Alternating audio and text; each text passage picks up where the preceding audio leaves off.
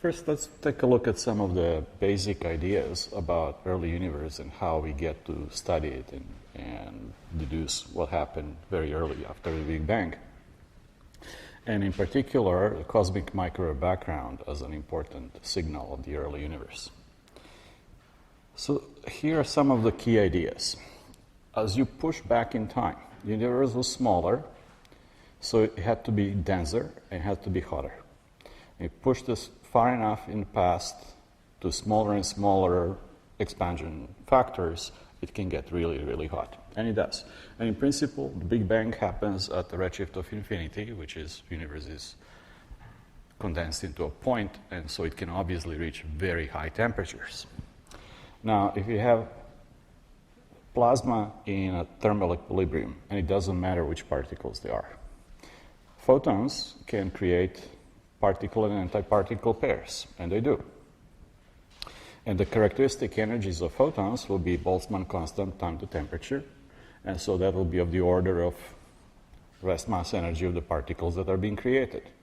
So as you go deeper in the past, you have higher energies of photons, and therefore you will be able to generate ever more massive particles. And both of these processes happen. So then as the universe evolves from really, really condensed state early onward, different kinds of particles and therefore different kinds of interactions will start playing important role. Now this is very interesting because in principle, if we can infer something about those early moments, we have an experimental way of probing fundamental physics that's way beyond anything that you can accomplish in terrestrial accelerators, no matter how big you imagine they can be. And for example, we still don't know what dark matter particles are. They're entirely outside the standard model of particle physics. Maybe Large Hadron Collider will find them and maybe not. But maybe we can infer something about them from the early universe. And in any case, even though in classical cosmology, you can extrapolate to the Big Bang, time equals 0, space has no size, and time doesn't exist, right?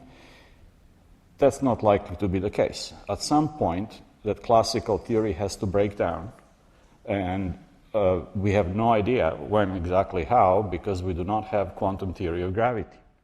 But there is a characteristic scale, so-called Planck scale, that we'll define later, but it's roughly 10 to the minus 43 seconds after the Big Bang.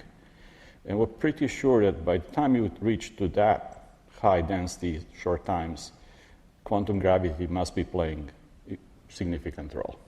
But that's entirely outside the regime of the known physics. So here's a storyline. So the universe begins, or maybe something happened before the Big Bang. People actually seriously thinking about that, because once you realize that you can't really extrapolate to infinite forces in infinitely small universe, something happened before a really, really dense state. And there are different ideas. Then just a little bit later, the universe undergoes a phase transition, just like when you boil a liquid and it turns into the vapor. Same thing happened to the physical vacuum, and that causes so-called inflation. Suddenly, the universe inflates by many orders of magnitude, and we'll talk about that in a moment. By the time that ends, the universe is still 10 times as old, say, this is where we think that the strong nuclear force parts the way with electroweak force. So this is what's predicted theoretically, but it's way beyond of what we can test experimentally. Gravity presumably split off right around Planck time. When the universe is microsecond old, this is where protons and neutrons really form. Quark soup turns into the well-known types of particles. And then from about 1 millisecond to about 3 minutes of age, the universe does what stars do in their core. So if you squeeze the universe so the density and the temperature match those that are seen in cores of stars, the universe is going to do the same thing. It's going to start fusing protons, like hydrogen, into helium and maybe some other stuff. And so the whole universe is like a stellar interior and produces helium and other things. So we call it the primordial nucleosynthesis. Turns out it really just makes helium and trace amounts of a couple other light elements, nothing else. And it's still hot and incandescent in thermal equilibrium, then keeps expanding. And when it gets cool enough,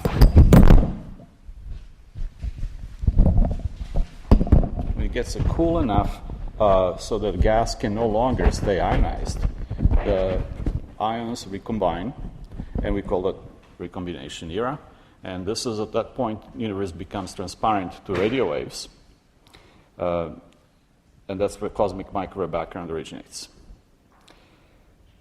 And then sometime after that, a couple 100 million years after that, first stars begin to form, and their radiation reionizes this newly created neutral hydrogen into the intergalactic medium that we know so far. So you can look at the history of the universe as a thermal history, how the temperature changes as a function of time, and therefore what physics happens at appropriate energies. This is sort of artist impression of what this might look like. It's probably hard to read, but you all have slides, so you can take a look. And so at the bottom is Planck era. It's maybe better to talk about Planck era than Big Bang itself, because we don't know, we can extrapolate to zero. Rapid amount of expansion, unification of the forces is happening there. Then as you move forward in time, the universe cools, different particles interact, you form some light elements. Eventually, things calm down, and the universe becomes the one that we can observe today with telescopes looking at galaxies and what have you. So take a look at this slide at your leisure once you have a look at the PDF of the slides, and it kind of explains a little better what's going on. Well, how do we know all this? Because this is pretty wild extrapolation too, right? Well, we have several probes of the early universe.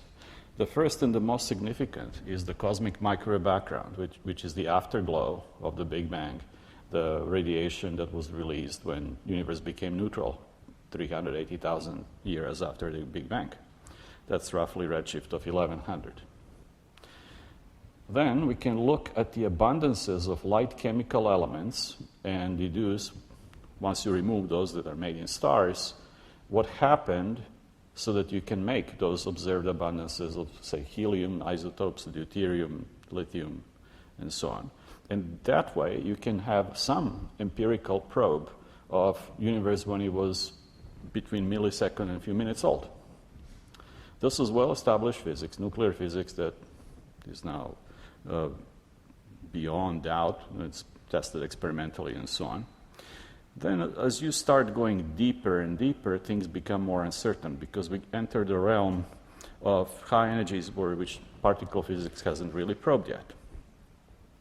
So we think that we have some ideas as to how the baryons and leptons originate in antimatter, but that's getting to be very, very iffy.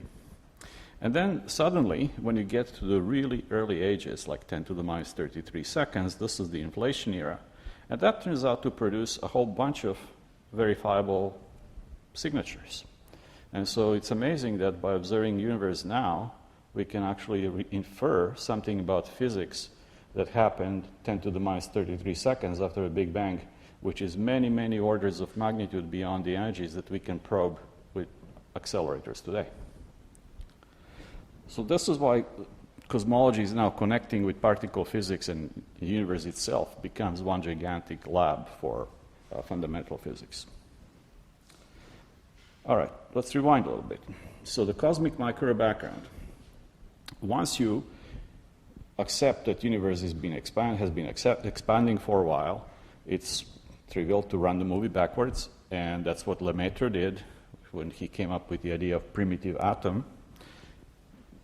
That was a fairly qualitative story back then, but then in late 1940s, at that point, nuclear physics was better understood thanks to the nuclear weapons, and George Gamow and his collaborators Alpher and Herman came up with a very solid treatment of what happens if you start squeezing things down.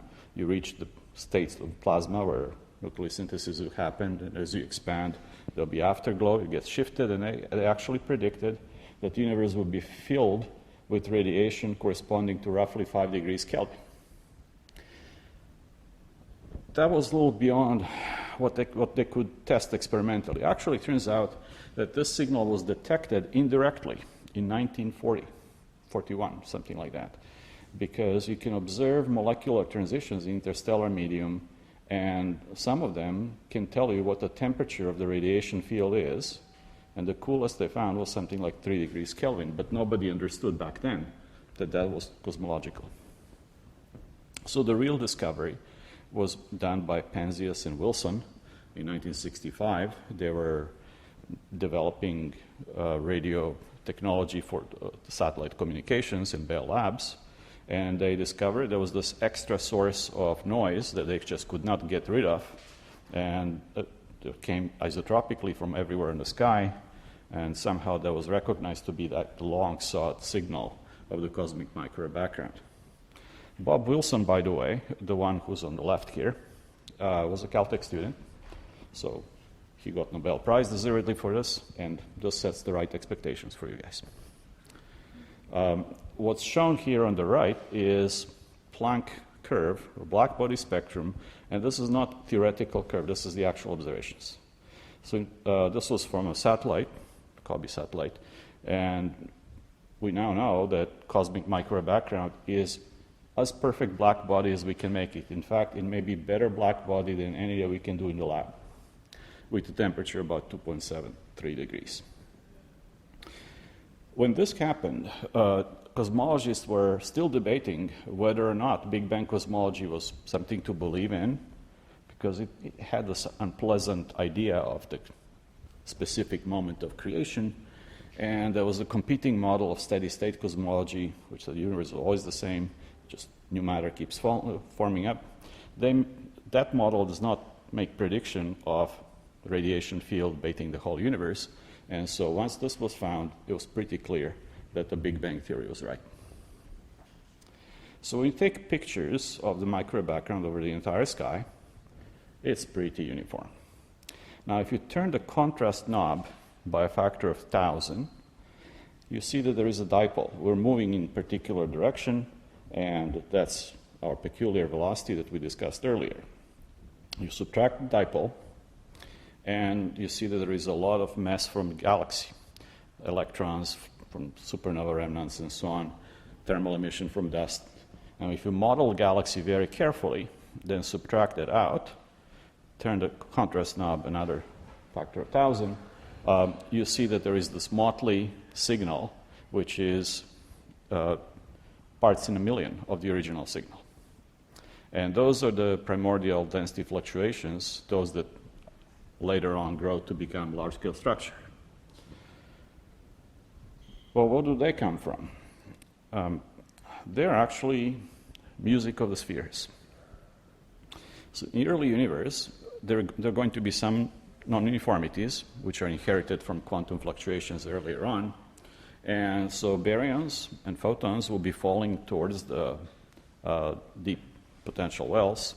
And the largest scale, you can think of that as the waves that are spanning the entire causally connected universe at that time, which is how far signal could travel since the Big Bang, right? That turns out to be of the order of some hundreds of millions of light years. And the waves will exist on all different scales, but the biggest ones will be the most prominent.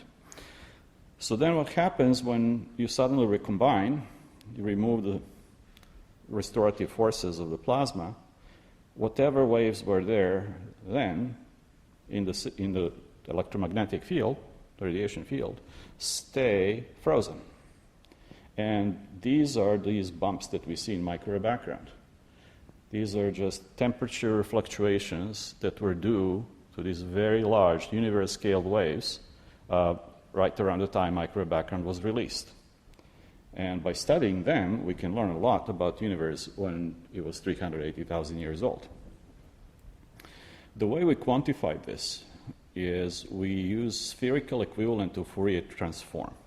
Remember, we used power spectrum Fourier power spectrum of the density field to study large-scale structure. Well, we can do the same thing on a surface. We can do the same thing on a spherical surface. That's called spherical harmonics as opposed to traditional flat Fourier space waves. And intuitively works the same. If you have big waves, big blobs, then there's going to be some power at low frequencies. And if you have a lot of small bumps and wiggles, there'll be a lot of power at high frequencies and so on. And there is, of course, power on all different frequencies. It's not simple like this. So when this was measured, originally first with COBE satellite, but really then much better with some balloon experiments and ground-based experiments from the ground, and WMAP satellite, now Planck satellite, this is what it looks like. So angular size is shown on the bottom. That corresponds, roughly speaking, to the angular size of the bumps that are seen. And the y-axis is amplitude of these fluctuations, the square rather, of the amplitude, because it's a power spectrum. And you can see that there is actually non-trivial signal, and there are data points, and the line that goes through them is a particular model. So this is a spectacular confirmation of our ideas of how things happen in pre-recombination universe. But the interesting thing is that the position of these waves in this angular parameter space spectrum are a superb probe of cosmology. And this is what resulted with what we now call precision cosmology. The position of the very first peak is telling you what is the curvature of the universe. It's an angular diameter test at single redshift, 1100. And then relative amplitudes of these peaks and so on are telling you about other things, dark matter and dark energy and amount of baryon and so on. When we talk about cosmological tests, we'll come back to this again. So the punchline is that the cosmic microwave background, its very existence, is telling us something about early universe, the Big Bang. The spectrum is telling us something, and the angular fluctuations are telling us about formation of Earth structures. Then it turns out that it can be used to probe inflation era as well. More about that in a few minutes.